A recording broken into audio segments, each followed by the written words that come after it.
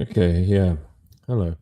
So you'll have to excuse some background noises. I've got all three of the dogs who've decided to come into the office with me. So, um, if you hear weird noises, it's them. Hey. Anyway, okay, I've got to take these off. The glare looks ridiculous. Um, yeah, I know the beanie looks a bit silly, but it is quite chilly over here. I'm even thinking of putting an outdoor coat on. It happens if you sit still, you get cold. But basically, what I wanted to talk about was just briefly. There's an idea that occurs to me when I was looking at. I tweeted about it earlier.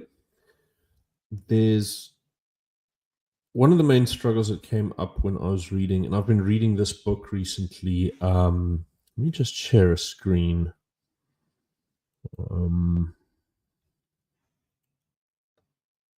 Dan called. No, the beanie was actually bought by, I can't remember, it was like his grandmother or whatever. It was for my kid, but he's like 2, and it's like an adult sized beanie, and so it just lies around the house. And what I'll do is, if I have to brush my hair, particularly if I've like recently cut it and it's quite short, because I have like Chinese straight hair and it like stands out. So I used, what I would do is, like, after I'd wet my hair or showered in the morning or whatever, I'd put the beanie on for 10 minutes just to train my hair to sit normally, so it didn't get like those Krusty the Clown style corners. But sometimes it just is really cold and it looks slightly less ridiculous than, I don't know, wrapping myself in a blanket. Covering one's head actually does help a bit. Anyway, where is the hell is this thing? I should have. No, it's a different window. It's this one. Okay, so actually it's these. So I've got these 2 books over here that I've downloaded recently. So I'd recommend anyone, if you can get hold of these books, particularly this one. This one's quite nice. Uh, it's not like theory laden or anything, and it's not like a really special history. It's just a history of a time that not many people write about. So it's worth looking at, and it's got like some nice little district maps and things like that. So you get, one of the things that I noticed over here when I was reading it is there was this whole competition between, for a good number of decades, there was a competition between East and West. So the West over here, mainly this little district down here, between the Western province itself, because all of these other ones are very sparsely populated. The main competition is between the Western province and the Eastern province over here, and Grahamstown, which is, I think, here. And so Grahamstown was the richest area. That's 31 over there. Grahamstown is the richest sort of municipality. It was richer than Cape Town, and I live in number 6 over here. And Cape Town's down there. But this is this old map of the Cape Colony. The split between East and West picked up a lot, because picked up a lot of stuff for me, because the main contest was over the franchise. So there's this big debate that goes on about how high or low the franchise should be. So there's different, because the after in the 70s, they annexed bits of the Transkei, and they were worried that because property value, people valued the property that you owned, and if your house was of a certain standard or what have you, then you could qualify to vote. And there was a point in the late 19th century where a lot of sort of better off Black people were like upgrading their residences to qualify, or pooling the resources with their relatives to get the franchise, because there was no color bar, there was a property bar, right? And there was a deep concern of amongst English settlers in the East of demographic replacement and things, not just from the black people, but also from Afrikaners. Because the thing is, Afrikaners are the majority of the Cape's sort of qualified electorate, but they were very passive. They were often tended to be rural. There was like a massive mission to get into the polling station. Like some people had to ride 3 days to go to an to go, you stay overnight somewhere in order to go and vote. So it's like, it's very serious. And these, if you want to get an impression of the size of the districts, like how many voters they had, there's another map down here. Some nice photographs of the people. Maltino. I always pictured, because I knew his great. I went to university with Maltino's great grandson or something, and I never pictured him as the sort of like big set man with a big beard, because his descendant looked so different. But my great uncle is Jan Hendrik Hofmeyer over here. Anyway, where's it? There's a nice little dot map where they talk about but there should be a table here. Parliamentary service of 18 years. So here we go. There we go. So the nice little dot map over here. This shows you. Let me zoom in for you buggers, because this is nice. Just gives you an impression of how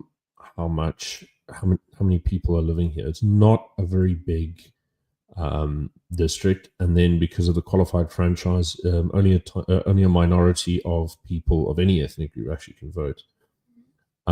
So the dot stands for they've got the dots sort of stand for 100 voters, right? And then there's that big cluster up there next to the Free State is Kimberley, obviously. For you overseas viewers, where you see that sort of sharp triangular point in the Free State as it punts into the Northern Cape over here, that's where Orania is today. Okay, and then so Grahamstown has got so many voters. It's got just over 6,000 voters, and then it's and then like you got these big districts down there in the Cape that have each been marked with like a unique little symbol there to show precise numbers. The districts in the East were actually given more seats. So some of these districts have 2 seats in them. And there was a proposal for regularizing this whole system where some of the outlying districts, like out here, in the Northern Cape and the Karoo, would be bigger and more amalgamated, and then have 3 or 4 seats in them. So there's there have 3 seats. I think that was Merriman's proposition. So yeah, and I mean there's a lot of debate about this, and I sort of thought what was really interesting is the non-racialist assumption at the time. I mean, you sort of think that no, Namibia was not part of South Africa. For the person who's asking there in the comments, Namibia was German Southwest Africa, and it was another Hofmeyer, who I'm also related to, called Gijsbert Reitshofmeyer. He was a general in the army. We took control of German Southwest Africa in for the First World War, and were given a UN mandate for not a United Nations mandate, a League of Nations mandate for it in like 1918. And then we sort of just held onto it until 1990. So the First World War conquest that took over German Southwest Africa. So this is long before. This is 19th century stuff.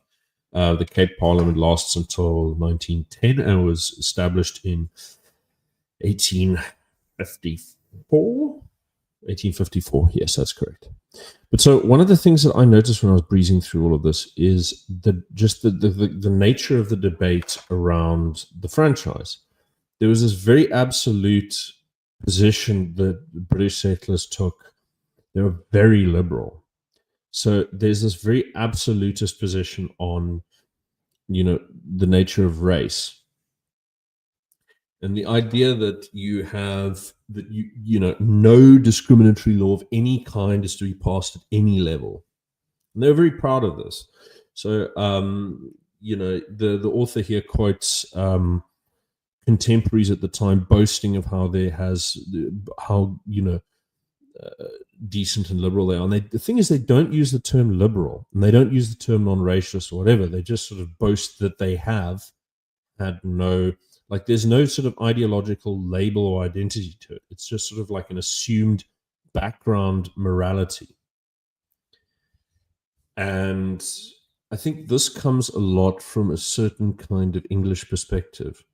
Now, the other thing that you've got to understand is the political community over here is mostly English. So the English are a minority. They've only taken over the province, the place in 1805, and then 10 years later they formalize a governance structure instead of having military rule.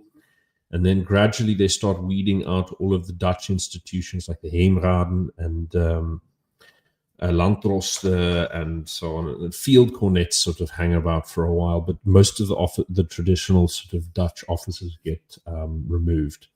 And they were funny because some of them had sort of overlapping juristic and executive functions, both at the local and at the national level. So it was colonial level, I should say. But the thing is that the Afrikaners and the Dutch, and they were actually separate at the time. So Afrikaans is a more rural thing, tends to be less literate. And Dutch was, okay, we're actually, gentry, aristocracy. There's sort of that vibe.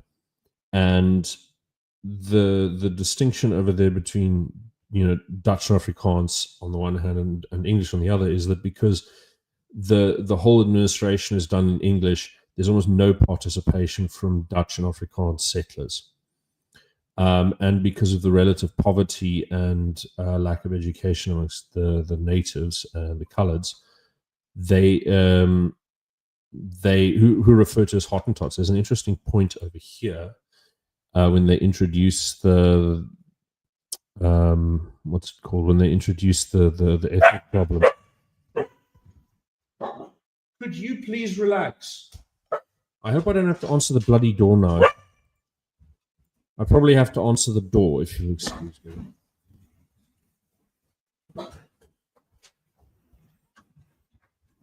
Oh, come on.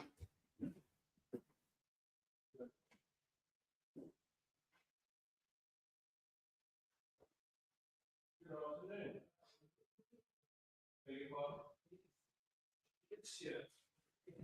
Yeah.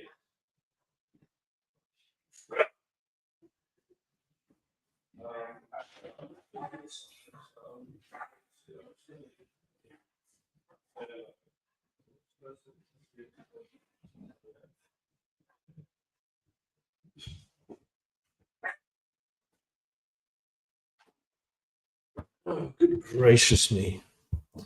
Just such a massive pain in the hole. Anyway, why do people have to come and do things? Anyway, my main problem over here is, okay, I'm trying to remember where the hell I was. Oh yeah, the different ethnic groups. So they have different, I can't remember what chapter it's in. It's not in the Europeans and the franchise. It's in, I think it's a bit later. No, it's earlier. It's not under political parties. It's under, come on, you sod. So there's 5 ethnic categories. And I can't quite remember. The early census report of the Cape Colony, there we go. It divides the non-European inhabitants into 5 categories: Malay, Hottentot, mixed race, finger, and illegal word.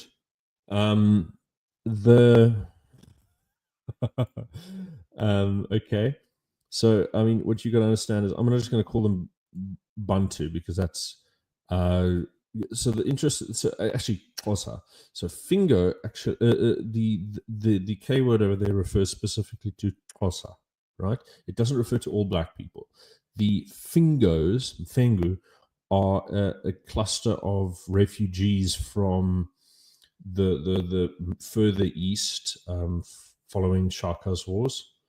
So they're sort of like Zulu and Swazi refugees and Sotho and so on. They're kind of a mix.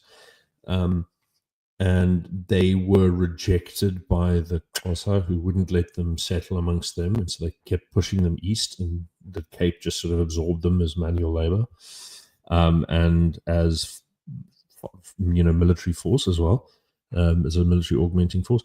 They swore an allegiance to the crown that they actually still celebrate today. There's a group of them in the Eastern Cape, and they have their own little sort of. It's not very heavily emphasized today, but interestingly enough, if you want a really weird little tidbit, is that Thabo Mbeki is an Mfengu, and he was he's also sort of maligned by a lot of people in the ANC and the broader movement for being a bit too cozy with the English. So I find that very fascinating. His whole thing of wearing tweed and smoking a pipe and copying all the Fabian socialist ideas, instead of going for hardcore revolutionary Marxism like everyone else. I just find that very interesting. But my main point over here, as I noticed the debate around the thing, is that every single person who's involved in the debate around the welfare of the natives and their right to vote and all of this kind of stuff, even the most aggressive advocates are still heavily concerned with the responsibility of those who, are they ready to, participate? Will they swamp us? Will they displace us? And this is from people who really do believe in sort of like a universal perspective, right? And they think that, and they do really believe that in this non-racialism thing, right? They're very, very sincere about it from a moral standpoint. And this is, governors, influential people, including Cecil Rhodes. Although Rhodes is a sort of ruthlessly short-sighted guy in a lot of ways. He's paradoxical in the sense that he clearly has this incredible long-term vision, but he seems to cut corners in a way that undermines his vision in funny sorts of ways. But that's a whole other rabbit hole. Beg your pardon. That's a whole other rabbit hole. But he crops up in this book a couple of times.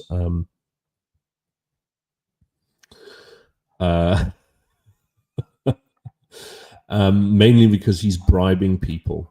And he believes that having a secret ballot is a terrible idea. He wants to know how everyone's voting so he can hold them accountable for who they chose.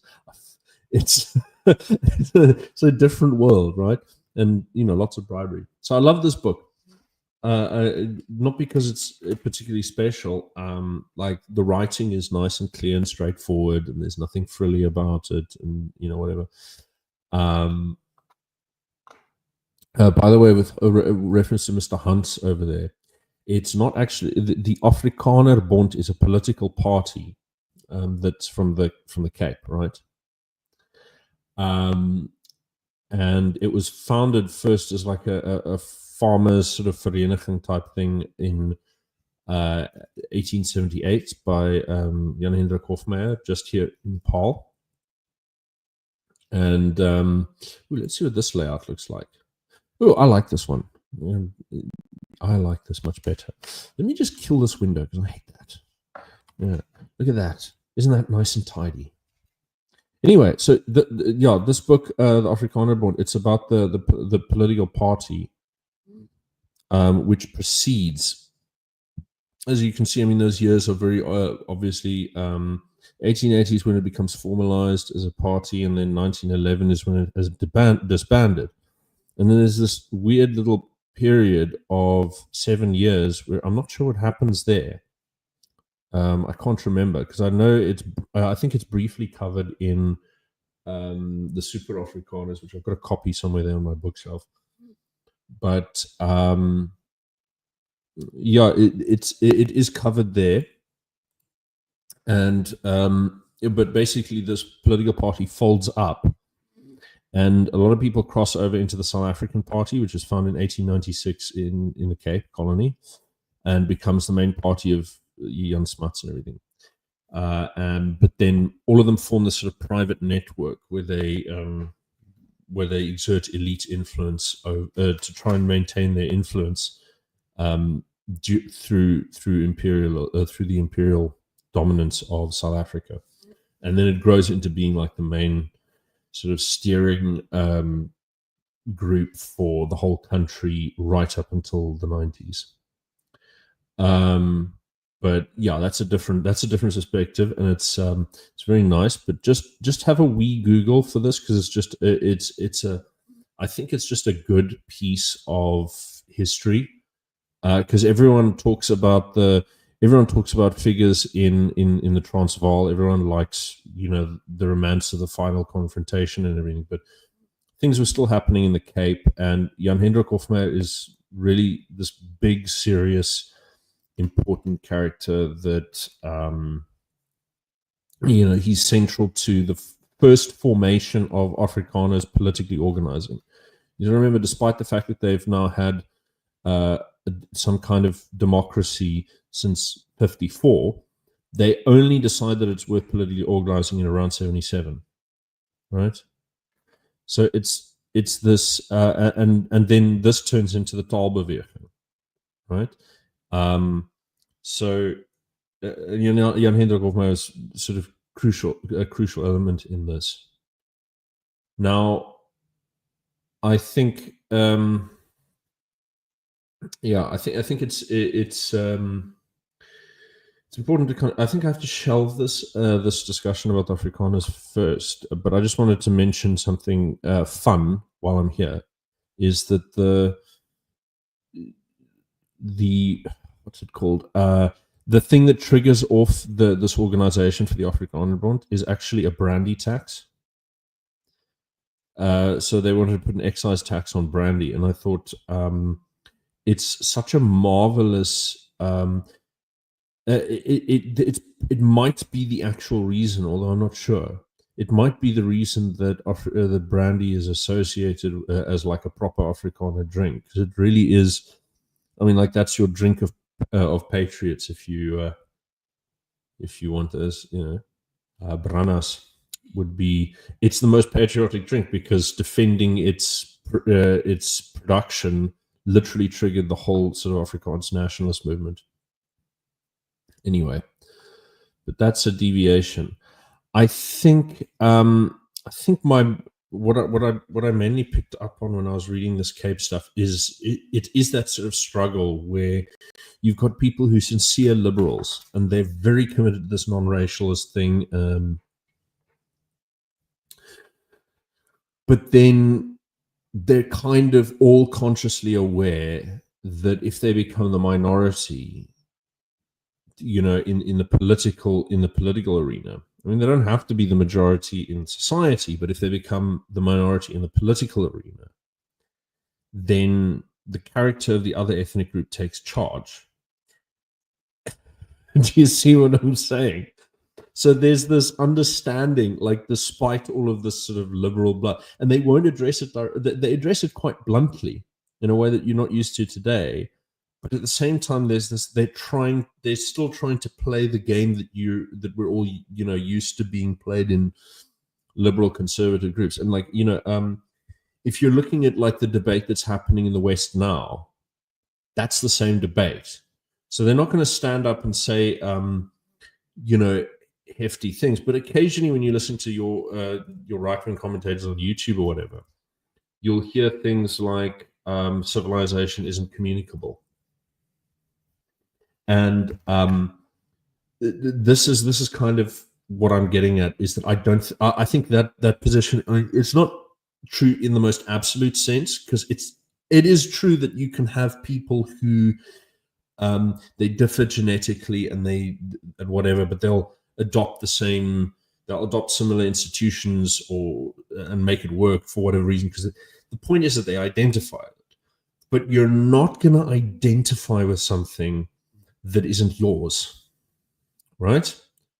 So putting aside all of these questions of like, racial absolutism and the culture and whatever, I wanted to point it to like a very specific thing. Oh, you can't find a copy of South Africa Inc. anywhere. It's by David Pallister. In case you actually, you probably know that. Are you trying to get a hard copy, or are you going to Anna's archive and pirating yourself something? Because they have a lot. They have a lot of things. You should hit Anna's archive because it's the best substitution for LibGen at the moment. Actually, it's not much of a substitution. It's kind of better. But where was I? So the experience of an adversarial relationship. I was having this conversation with Martin van Staden, which you have to check out Martin van Staden. He's this very sort of dogmatic classical liberal, and very extremely intelligent, but very dogmatic. And he's sort of increasingly taking this position where, and I'm not sure that it's something he never realized before, but I think it's something that he's increasingly emphasizing, is this disconnect between liberalism, or let's be more direct, liberty and democracy are fundamentally in conflict, right? And he's starting to sort of emphasize this a lot more because we argue occasionally, and it's generally quite productive arguments, actually, I think. Because there's this one thing that happens is, I mean, when you ask Nick Land, he did an interview recently, one of the first for a couple of years, and he was pointing out that what made neo-reaction so important as an intellectual movement was that they're sort of disillusioned liberals who realized that liberty and liberalism is incompatible with with a democratic society, with an open border system, all that kind of stuff. And then they sort of go, well, okay, well, no one's ever going to vote for real liberalism. They're never going to vote to wind back the state. Now, of course, Argentina has proved this to not be an absolute case, but it's a very, very exceptional case. I mean, you can watch countries that have voted themselves into penury and complete destruction before even considering someone who's a libertarian sort of reformer. It almost never happens, and particularly nowadays, where there's like this moral injunction, where they have this word called austerity for the past sort of 15 years. Politically, we've had this word austerity, and austerity means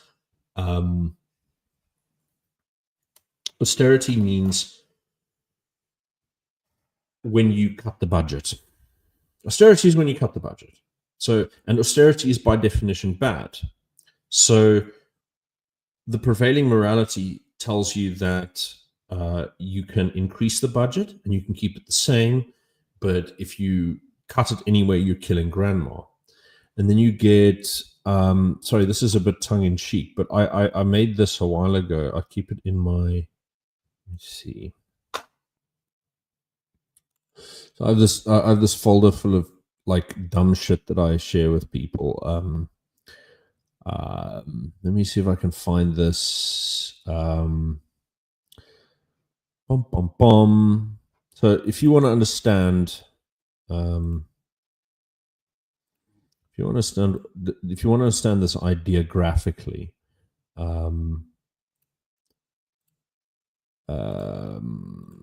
here we go. Let me just do this. I wish I could do this while I was talking, because I can't think of complicated things while I do anything. Here we go. That explains kind of what I'm saying. Line must go up or else Nazi, and yeah, yeah, full screen. Line must go up or else Nazi. This is your main problem, is you're not allowed to cut spending. So what you're seeing over here is all of that like the second. So over here is when you start seeing democracy introduced to the West, and more and more and more, and then you get more government spending and more government spending. I mean, part of it's because you always need the private sector to chip in with campaigning. You need you need to start cutting them in on government deals. You no longer need to manage them only for the purposes of war fighting. You're trying to extract more and more tax from them, and so you have to compensate them for it, or else they're going to go against you. So it's not just your engagement with the broader public who are going to be asking for more welfare and more free services. The private sector is also going to be asking you to contract them for more free services and more free goods. And they're going to ask you to introduce regulations that assist them. And lawmakers are going to engage them because they need funding. So democracy becomes this extremely corrupting and corrosive effect. And what is not noticed over here, it's not on this graph, but very starkly, but unless you know what you're looking for. But you'll notice all of these lines do a jump around here in about 1970-ish, right? 1970 to 73. So this is going off the gold standard, moving to the petrodollar, and then the subsequent crisis as the Arabs try and take advantage of it and succeed in giving themselves complete immunity from the Cultural Revolution of the past 250 years.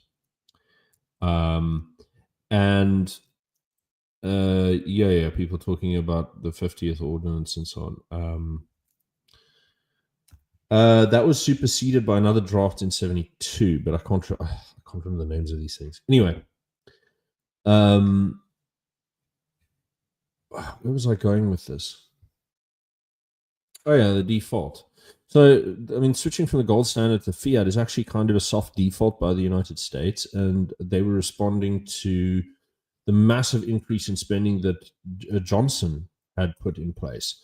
And Johnson did this huge, sort of great society move as a way of introducing a massive social engineering component into what had been the ideological focus of the United States since the end of World War II.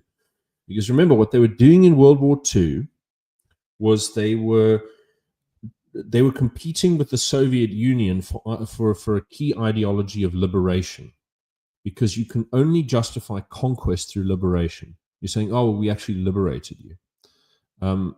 So, I mean, the war, if you look at what was being done to Germany, none of the Western powers or the Allied or the Soviet Union were motivated in any way by humanitarian considerations, right?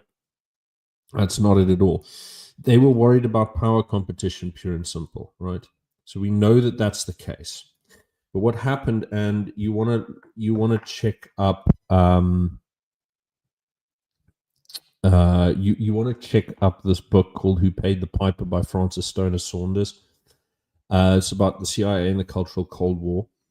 And what you notice when you're reading it is that all of the sort of hyper wealthy Gilded Age oligarchs, all of their like children and grandchildren and everything go into the OSS. The OSS becomes the blueprint for the CIA. The CIA the CIA becomes sort of a place where the ruling class sort of exert their control to a great extent through formal and informal connections. And the same is true of the UK. I mean, you don't get picked for the Secret Service unless you're part of the ruling clique, right? So there's this prevailing attitude over here that what they're trying to do is they're trying to provide an alternative to the Soviet Union. The Soviet Union is not only demonstrating that they are cultured and they know their classics, and they put on the opera and they do plays and they do all this kind of stuff, pretty sort of classic European stuff with some sort of modernist flair.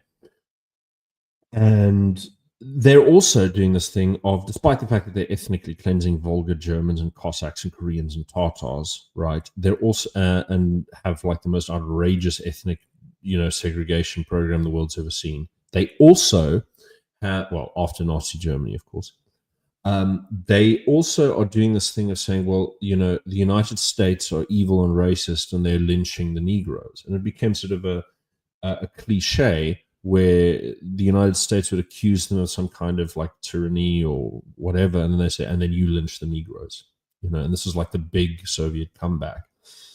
So one of the big things that the Americans did in Europe is they pushed jazz. They made sure that not only abroad but also at home, jazz was pushed on clubs, jazz was pushed on radio stations. It was very, very aggressively pushed, as well as modern arts and a whole bunch of things like this. And the idea is you provide an alternative vision of liberty.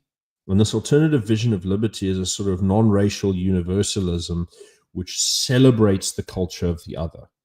And this is the birth of woke, and this is the birth of what we call woke is just a word that came out very recently, and it has some specific reference which are different to this sort of traditional progressivist vision that came out of the post-war era. Like it's more specific. There's some epistemic components like, oh, you can't know. How could you know? Only that, this ethnic group can actually understand. Therefore, you must shut up and listen. That's the woke. That for me is what really differentiates woke from other things, is that epistemic category. It doesn't exist for, but the rest of it, where you're talking about a progressive identitarian push, that's been there since the first days of American global conquest. And what happens with the Great Society is that they're kind of going, well, liberation, like abolishing segregation isn't enough. We have to forcibly integrate everyone and redistribute wealth so we can push them all together. Very similar to a lot of the stuff. And you get then you start getting affirmative action. And you can read like 1975 or whatever, you can read like I went back and I found, so I got Conscious Caracal, his father once recommended to me something where I don't know how he found this, but he tells me that there's the US Information Agency opened up a reading room. And a reading room is a place where sort of like American intelligence groups propagandize to various population centers. They opened up a reading room in 1975 in Soweto. And I went through like diplomats, like I tried to find everything I could about this. And I found one mention in one diplomat's interview about how they were showing Roots, that insane bloody film that's like that utter fictional nonsense. They were showing that film to like kids in Soweto in 1975, and I found a yearbook for the USIA that commemorated this from years later, and I found a copy of, and this is in Google Books, this is nothing special, found a copy of the minutes of the budget meeting that set it up, and the very next item in the budget meeting was, oh, and affirmative action for women in the USIA and Negroes. How is that going? It was like this. It was very surreal. So you've got to remember this transformation that's happening going into this period over here, where you see that big sort of fracture where fiat currency is introduced. That is to try and cope with. That's trying to cope with backlash, trying to expand and deepen the program of empire. And empire and liberalism go hand in hand. So the British Empire is where you get liberalism as we understand it. The French too. Okay. And the French revolutionaries explicitly leaned on the British parliamentary system as their key inspiration for their political system. It's this expansion, gradual expansion, because the other thing is, you've got to remember with the Renaissance, you've got like, Livy talking about this mixed polity where you incorporate monarchy, aristocracy, and democracy together. The French try and do this themselves inorganically. And there was actually, one must remember that the Freemasons who dominated the French revolutionary cafes and circles and the encyclopedists and everything, the Freemasons are an English movement. They consolidated their control and organization in England when there were barely like tendrils, left of the of the Freemason society in the rest of the Western continent. So it's an English influence, this particular flavor of enlightenment, that this universal liberalism, very English, and it doesn't translate well, and it only is communicable when people don't recognize it for what it is. This is my argument. The Russians don't embrace liberalism because every one of them sees it as something that is fundamentally English, Anglo-Saxon. And they talk about this endlessly. They talk about Anglo-Saxon, this, that, the other. Whether you're talking about Dugin or Galkovsky and the Russian, like all of their writers and theorists are a little bit sort of cooked. They're very strange thinkers. I don't know what makes sense of them. Alexander Dugin talking about, I am on the side of the Robert Mugabe against the Rhodesians, and they must, liberate. We are on one side. We are one people. Very stupid sort of. Why not the Dutch?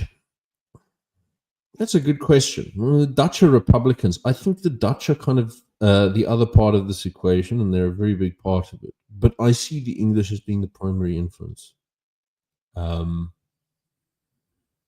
Yeah, and it's because it's not a revolutionary perspective. This particular when you check out the Cape Colony and how they're thinking about it, it's not a revolutionary perspective. They're not doing this. They're not sort of trying to go and open the doors as if all human beings really are equal. They're taking the assumption that it's bad form to treat people differently. This is the approach. The approach is it's bad form to treat people differently. We pride ourselves on treating everybody as an individual. And then they consciously recognize that other cultures have a completely different way of doing things. And by the time you get to Jan Smuts and him designing the Constitution in 1910, you have this perspective where they're saying, British trusteeship's been around for a long while, but Jan Smuts is saying, I am designing this Constitution, which lasted for 50 years, and he wrote it single-handedly with no input from anyone else, right? Slaps it down in Parliament and said, let's go, And okay.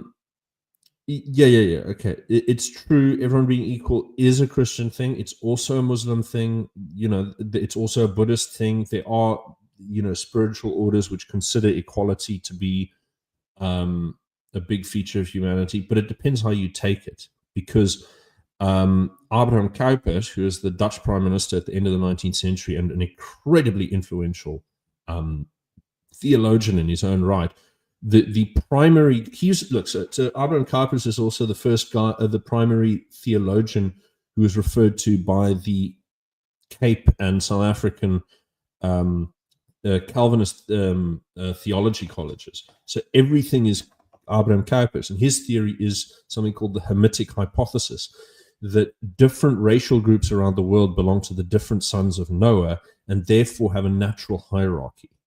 So Christianity contains racial doctrines as well. So the idea that it's purely Christian is difficult, because you've got to remember that equal in the eyes of God doesn't mean having equal capabilities on earth. And that's how the Calvinists down here, the Dutch Calvinists, interpreted this, is that, look, God is a million feet tall and we are only ants. If some ants are bigger than others, we're still ants. That kind of thing. So that kind of radical perspective, and when you look at it, it is, I think it's right to point to Christianity as the egalitarian driver, because there's a lot of missionaries who are pushing for, the missionaries were the biggest lobby group pushing for increased recognition of native rights in South Africa, and it's English missionaries. Now, what I think stands out, and again, it's that sort of like unacknowledged tension where we know that there's something morally wrong, like culturally, the English perspective here. and I say this as an English South African, I'm forgetting British for now. Let's just talk about English, come back down and talk about English South Africans before we go back up to the big institutional changes and dynamics. We know as a group, and intuitively, we know that the Afrikaners are bad people, right? This is the unacknowledged, unspoken sort of perspective. As we think Afrikaners are bad people because they're racist, but it's more specific than that. It's like they hold to themselves. They won't acknowledge the other person's full humanity and bring them in and treat them exactly as equals. Social equals. Like, this is the idea. So, but an Englishman, that attitude doesn't mean that you're not necessarily, it doesn't necessarily mean that you're not racist. How's that for a real head scratcher? So then the perfect example of this would be Cecil Rhodes. Cecil Rhodes is the person who really embodies this. In person, everybody is treated exactly the same. Everyone is Cecil Rhodes' social equal, but you are not his political equal. You are absolutely not his biological equal.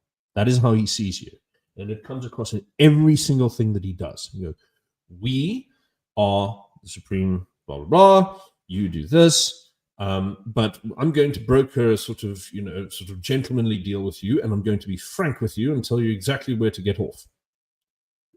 So now that's one of the interesting little loopholes there in the spontaneous sort of sensation of the Anglo down here, is that it's about, you have to project, it is unspeakable to treat someone as if they are not your social equal. And differences of class are exclusively a function of your role and your conduct. And it's all about maintaining this formal equality. It's a formal equality. It's not a substantial equality. It's a formal equality. Afrikaners don't have this sort of like superficial versus substantial distinction. The English, everything is about, we don't want to have to tell you what the substance is.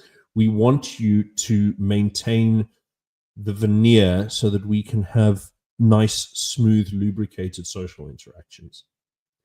And now I'm getting into Slavoj Žižek territory with all of this kind of like social manners and so on. But it does make a difference, because the rough approach to the same problem is the Afrikaner politically comes out and says, look, we are like this and they are like that. And we are different, and that's causing problems, and we can't share the same political space. The Englishman said, look, no. We are all basically the same. We've got to find a way of bringing us to work all together so that we can manage these differences, which I'm not going to acknowledge. Do you understand? And so there's an internal conflict in this perspective where the substance is not acknowledged. But what is really, really perverse is occasionally you'll get people who understand this at a profound level and would rather burn the whole thing to the ground than pretend that there's any distinction between the superficial and the substantial. And those people are really, really perverts. These are people like Ruth Hall, she's white English, not spent her entire life, and I know some people are going to try and bring up the whole sort of Jewish question. As far as I'm aware, she's actually not. She's actually a genuine white Anglo-Saxon Protestant who absolutely is married to the idea of churning everything white into the ground and Zimbabweifying the entire universe. And she's an advisor to the president, right? So what we deal with over here when we're thinking of this appearance versus substance kind of distinction, or rather form and substance, let's do it that way, is the ordinary white South African is doing this thing where they know they have to believe in the Rainbow Nation because we cannot be so crass and nasty and cruel as to treat others as if they are different. What they cannot bring themselves to do is to create a political distinction, right? A personal and political distinction. And the same that the failure to understand the distinction between the personal and political is also something that Afrikaners struggle with, but from a different perspective, right? I think it's actually a universal problem because just being a human being, it's almost impossible to separate the personal from the political. But you kind of have to if you want to both pursue your own interests and at a political level and a personal level in a multi-ethnic society. If you want to do that, you have to learn to separate those two. So from my perspective, it's a thing of your ordinary sort of English, like mainstream normie kind of person is going about life saying, well, why can't we treat each other like equals? Why do they want to take my stuff? Why can't we just all play a fair game? And they think, well, look, we'll just convince them because they have mistaken the polite pretense of multi-ethnic society for the substance in that way. And they've gone, well, obviously they must be the same. We're all treating each other the same. That norm is embedded in me. I've been taught that. So it must be true. It must correspond to something in the world. But the reality is that people, regardless of their abilities or whatever, the way that people learn is, from family and from peers, interacts with your identity.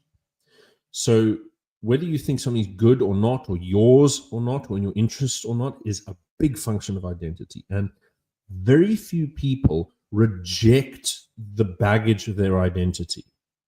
And those who do sit in a very schizophrenic position, right? So it cultivates a very sort of nasty, you kind of either have to have a very nasty personality or a very fragile one in order to completely sort of try and reject the entire baggage of your identity.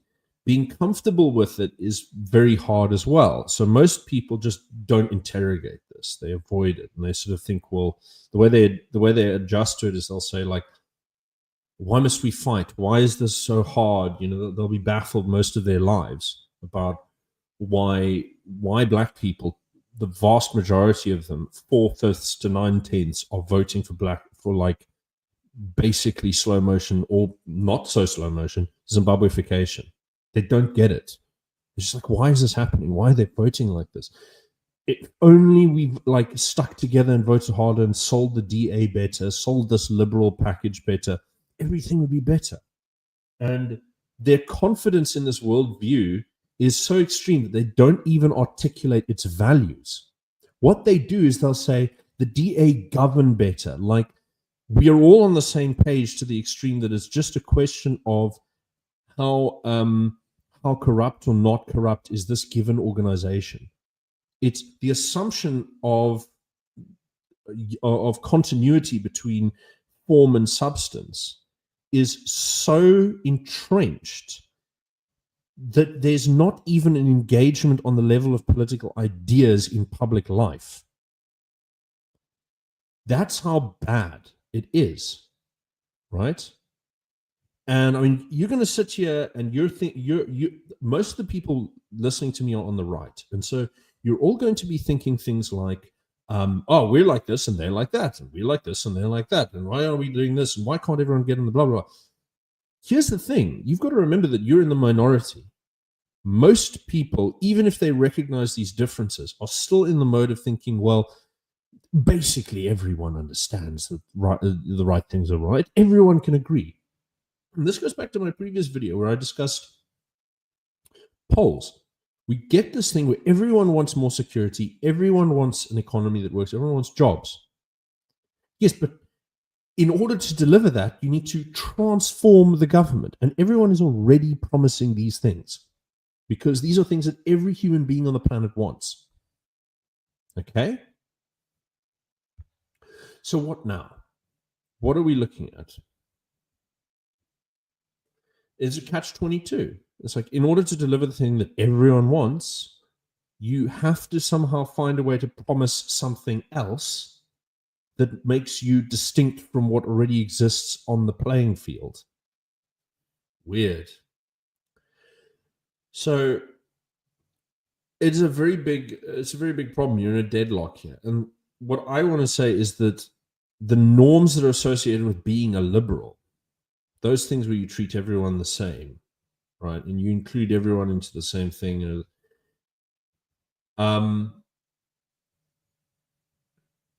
the understanding that the government is or isn't supposed to do certain kinds of things, like there are things which are considered meddling and things which are not meddling. There are things that are appropriate and things that are inappropriate. That those understandings of what's right and wrong, good or bad, and so on, are very deeply culturally inscribed. And even if people agree on those points, they may be for different reasons, because they are perspectival. So I'm of the opinion that what's going on is that English South Africans are assuming that everyone is a temporarily confused Englishman. This is my thesis here. You're all saying that you're always assuming that some guy who's in deep KwaZulu, if you just tap him on the shoulder, he's like, this is the big daddy liberty thing, right? So now I understand that Sihle Ngobesi, right, a very bright guy, very energetic, and very industrious, and in some ways quite a sharp thinker, but he has a specific formula. And he's a very unusual man. I think he should be able to recognize that he is somewhat eccentric compared to the rest of his co-ethnics. There are not a lot of Jewish Zulus, right? And there are not a lot of Zulu liberals. And even the Zulus who embrace free market economics have a somewhat different attitude to a lot of things than than English sort of free marketers do. There's a different understanding of what institutions are supposed to do, how they're supposed to be shaped. And I sort of think that, and it's not from lack of it's not from lack of earnestness of trying or whatever. It's just you carry a cultural baggage with you. I come from a old Cape Liberal family. Been voting for the same Cape Liberals since before the Cape was part of South Africa. So I mean, I understand this whole sort of perspective fairly well. I'm always curious about what other people are up to, and I don't just seem to know exactly how their concepts work and everything. I mean, it's like the second that I come across a well-read and intelligent sort of black person who demonstrates that they can articulate something about their cultural background that I can't see or figure out for myself, I immediately just start peppering them with questions, because it's actually vital to understand what's going on under the hood. There are so many things that are just not researched. I mean, if I sit and tell you about, here's a great book. Let me see if I can find it. One of the most insightful things that I found, it's a book written in like 2009, 2010, somewhere around there. It's this one. Hold on, let me just share the screen.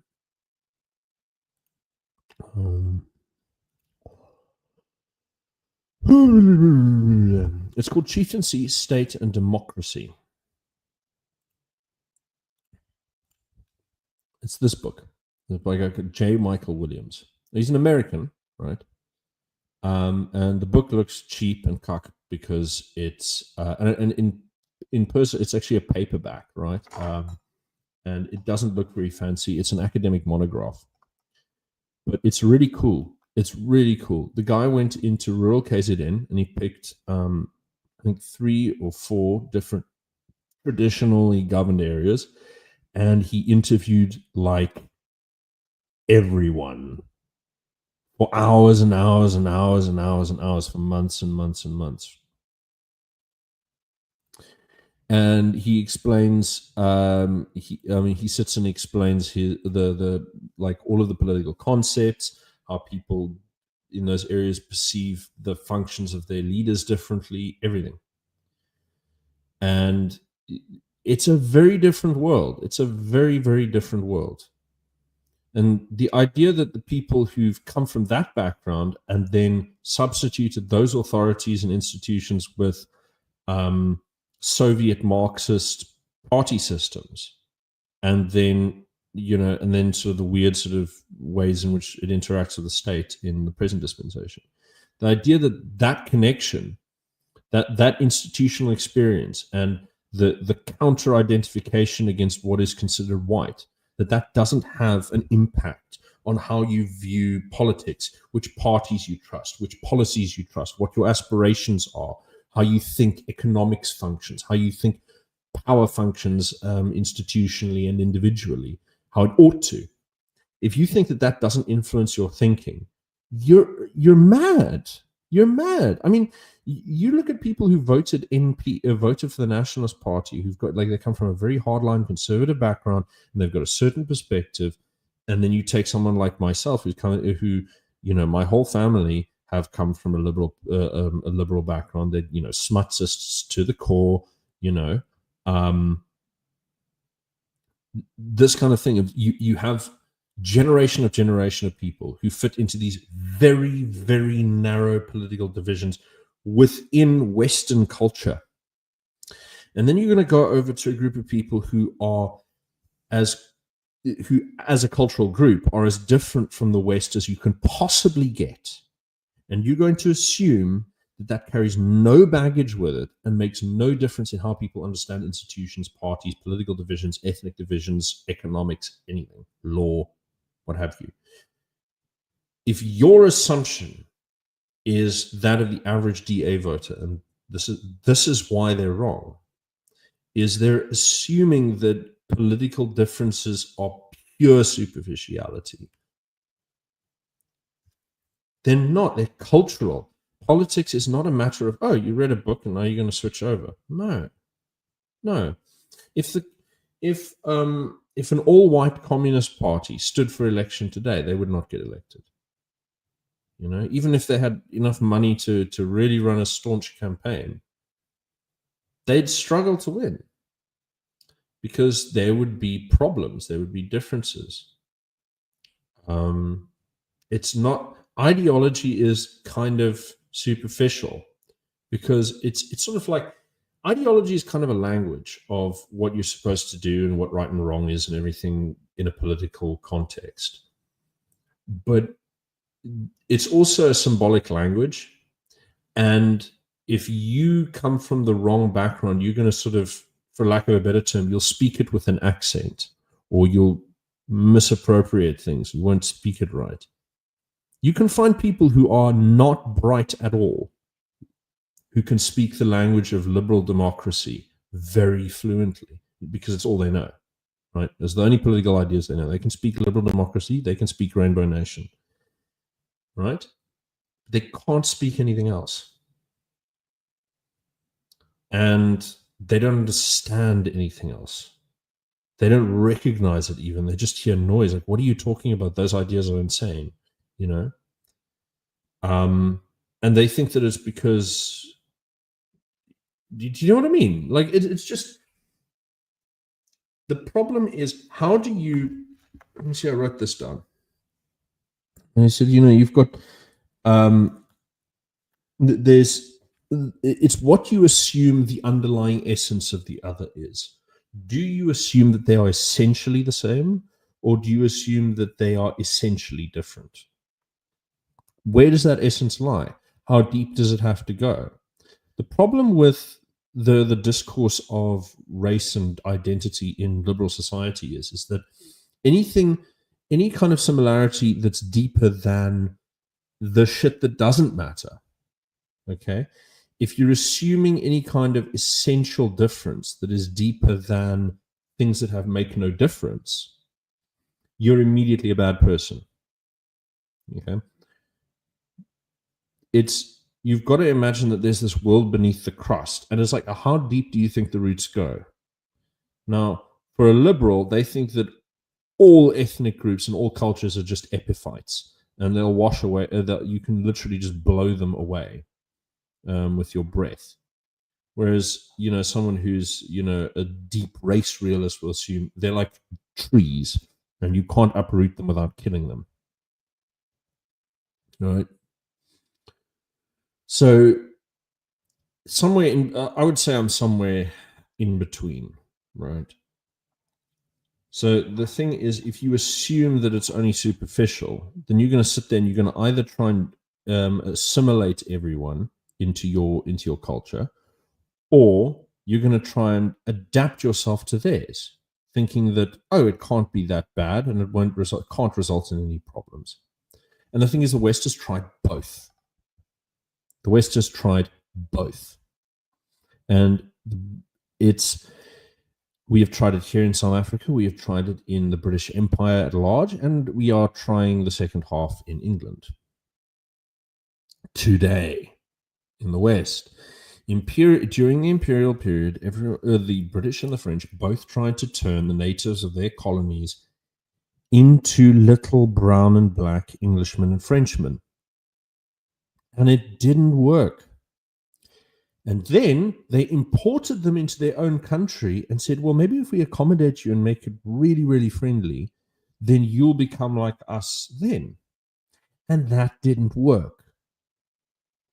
And you can say there's a genetic component. You can say whatever you want. You can say there's a cultural component. You could say that it's purely political and purely down to a psychological dimension of identity and chosen baggage. But that actually doesn't matter, because whatever it is, whatever your cause it, no matter how deep you say those roots are, they are not superficial, right? They are definitely deeper than the surface. And focusing on purely formal elements is not going to help you deal with the problems of in-group and out-group, because you're going to have to negotiate the amount of power that you are willing to cede to out-groups who don't share your values. And you will inevitably, at any time in history, in any country, have to cede some power, or you're going to have to go into existential conflict. Those are your choices. Reach a compromise or existential conflict. How much compromise is tolerable before it risks existential conflict outside of your control? This is the fundamental nature of politics and interstate conflict and competition. And it is everywhere all the time. And the point is, if you are not willing to look, if you're not willing to accept that roots go beneath the surface, then you are constantly risking catastrophe by inviting changes or imposing changes that are just unnecessarily destructive and foolish. And this has been the long-term trajectory of South Africa, is the idea that we can incorporate every single person into this polity without a problem, without there being differences of how to do things. And it depends who you're serving, because the higher up the food chain you are, the less difference it makes how terrible everything is.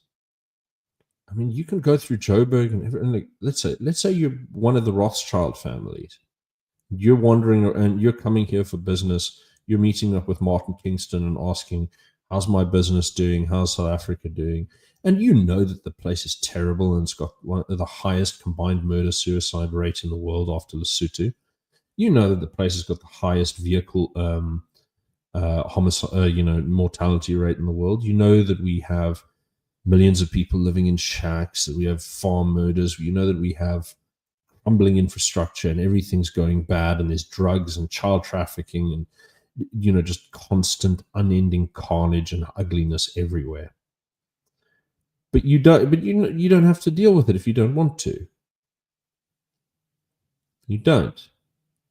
And if you've got good accountants and you've got good business representatives and you have good ties with the government, you don't have to think about that. you can say, oh, these people don't know how to behave, they just need to be whipped into shape. But not having experienced anything in their lives, you don't know what rules to impose on them. The whole thing of like, well, what does it matter if it's one way or the other? I mean, we just want there to be no political disturbances, right? That's why apartheid was, it's like it's a barrier to business. Present situation is a barrier to business, but the only way to fix it is to do things that are really ugly and no one wants to do, because they've predicated the last 200 years of their lives, of their family dynasties, on producing this outcome, thinking that it would not end up like this, thinking that it would be like some concert of Europe, some universal Vienna, right? This was the original idea. All of the people come together, and it'll be like Vienna, fin de siècle. Everything will be lovely, and we'll eat croissants and go to the opera and shit, and it'll be, there'll be African and Chinese and Indian flavors of everything, but it'll all be very grand. And then 200 years later, or whatever it is, 100 years later, whichever point you want to take this kind of silly attitude from, this cosmopolitan thing that everyone's been dreaming of turns out to be actually quite nightmarish, because it's based on sand, and eventually it's going to cause the kind of political competition that you thought you were evading by bringing everyone in together. What are they going to do then? Because it's like a big ship that you've got to sort of slowly turn around. It took exactly to the day, or almost 100 years for the Western elites to go from deciding that all drugs should be banned to all drugs should be legalized at an institutional level, anyway. So the temperance movement starts in the 19th century, and then the drug liberalization movement begins in the 1960s.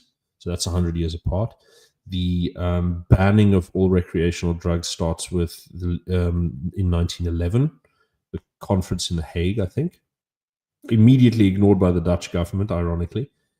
And then by 2011, you've got, what do you got? Well, the United Nations decides to make its official policy recommendation the complete legalization and liberalization of all drug possession and consumption. And you've got people at the top of it who just, the pace at which these things change is glacial. But during our lifetimes, we'll learn lessons that dawn upon us in 5-minute increments. Something will shock us, and then, there's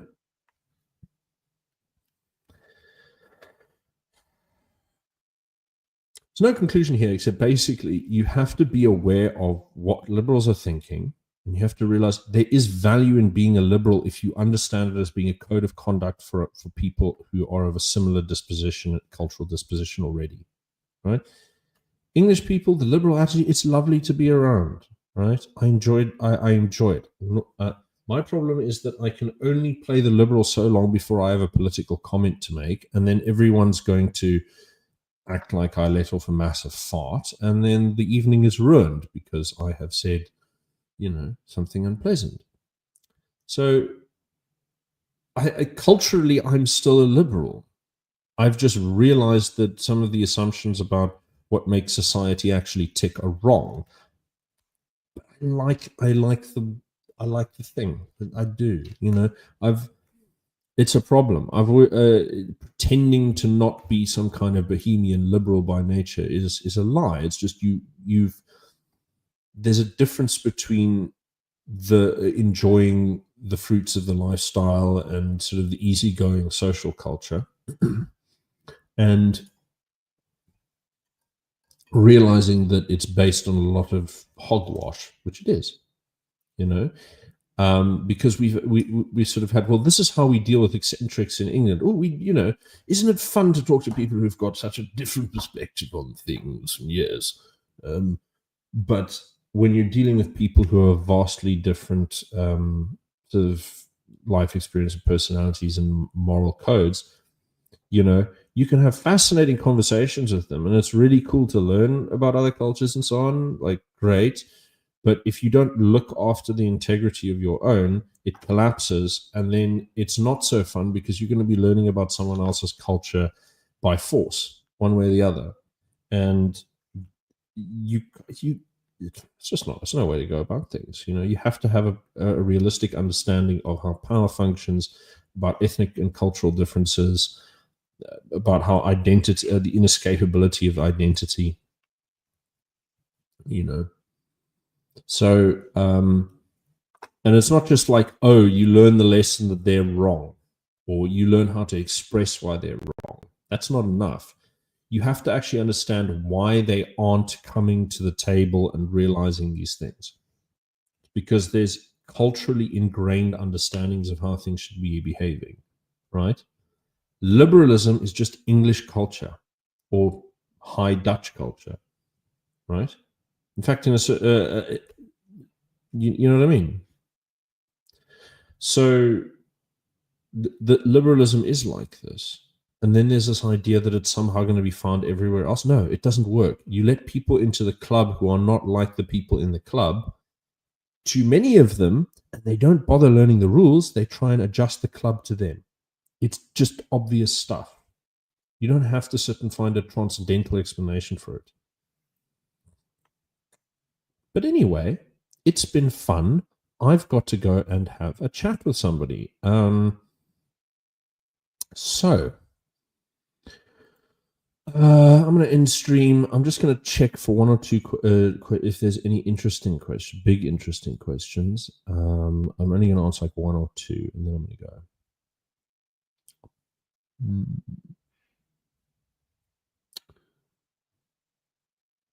Verraaier sit en maak praatjies met die DO groot fucking sonde. Oh, smuts. Oh, okay, never mind. Sorry, your spelling, my friend. Equality, entity, human. Wait, hold on, let me just do this. That's better. Equality ends with human rights and equal opportunities. I disagree. Those concepts don't make any sense. What are human rights? They're made up fictions. Who decides what's a human right?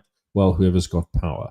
What is equal opportunities? Well, any difference of circumstance changes your opportunity. So equal opportunities and equal outcomes are fundamentally identical. So, yeah. I mean, you could say equal opportunities is having equality before the law. Another person said equal opportunities means everything's got to be free so that everyone can sort of have a million tries at succeeding in the economy. Mr. Patriarch, hey, how are you? Thanks for dropping in. Maybe we should have a chat soon. David Martins, I'm still young. My first wife is English as they come. That's all good. Funny, I'm an Englishman who's married to a Namibian Afrikaner, so I went exactly the opposite way.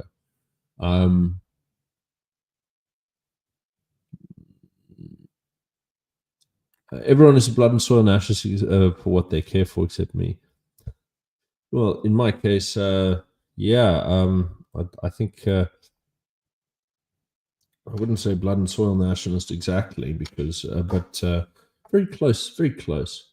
I'd say, for example, where I'm with the Cape is that the groups who deserve to be here are, English, Afrikaner, in order, Afrikaner, the coloureds who are descendants of like the original Khoi, and you've got Afrikaner, English, Malay. I would say Mfengu actually probably have a right to be here. I don't want to be too mean about it. But, I mean, they did put blood on the line to be a member of the Cape, so that's kind of something you have to honour. And yeah, but I think the majority of us need to either ask themselves whether they're willing to be loyal to the Cape or not, for independence purposes. But if we don't get independence, we have a whole bunch of other questions to ask and answer. And the Cape could possibly end up being the worst place to be in the long term, paradoxically. But we've still got a little bit of time to play with. Let's talk about that some other time. S&M, Robert Conquest.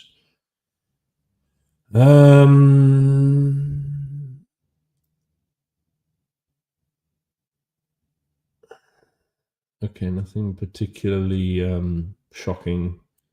Here we go. Do you think the colored nationalists have anything interesting going for them? Remains to be seen. They're split between three different political parties right now: the Cape Colored Congress, the Patriotic Alliance, and the Good Party. And those differ because of the three personalities of their leaders. The not quite so corrupt, but definitely emotionally unstable Fardeel Adams, and then the very good, very shady Gayton McKenzie, very charismatic, and then basically the value-free sort of bleeding heart democratic socialist type former PAC member Patricia DeLille. Those are the three parties and the three personalities. I doubt they'd ever come together, and they all hate Cape independence for the same reason, which is that they resent white people.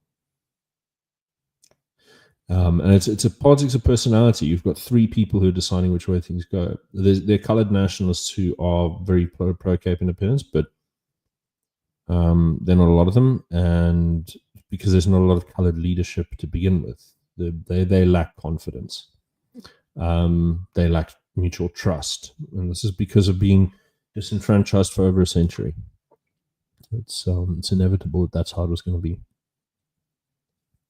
Do you want rules of war? No, rules of war don't matter. It's you adjust your risk to what is sensible and what you can handle. It's a good idea to have a mutual understanding of rules of law, but those arise out of a shared environment of going to war with one another for centuries, and you develop those norms over time. The idea that you can pull them out of the abstract and impose them means, well, you're going to have to impose them, and that means you have to go to war. Would Gayton count as an alley cat? I think he is. Yeah, I think Gayton's an alley cat for sure. He's not a house cat, no. Within what's considered to be evil. I don't know. I don't think that. Yeah. Anyway, I really do actually have to go. I'm on here too long. But one last question is: only men fighting, no attacks on women and children. Well, you don't want to do it because why would you want to do that? It's bad for the soul, so to speak. Killing is bad to begin with, and if you're killing unnecessarily or unlawfully, then it's murder, and it tarnishes your soul. It's bad enough actually killing people in self-defense, So that would be my sort of sign off: is remember at the end of this, you're playing with your own soul. So forget you've got to ask what works and what doesn't is one question you can put aside over here. The second question is, how much can you actually put on your own soul, and how much are you willing to tolerate? And those are different questions.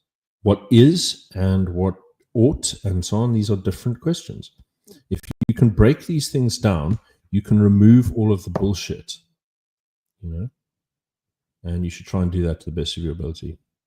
Anyway, cheerio. Have a good day. Have a good lunch.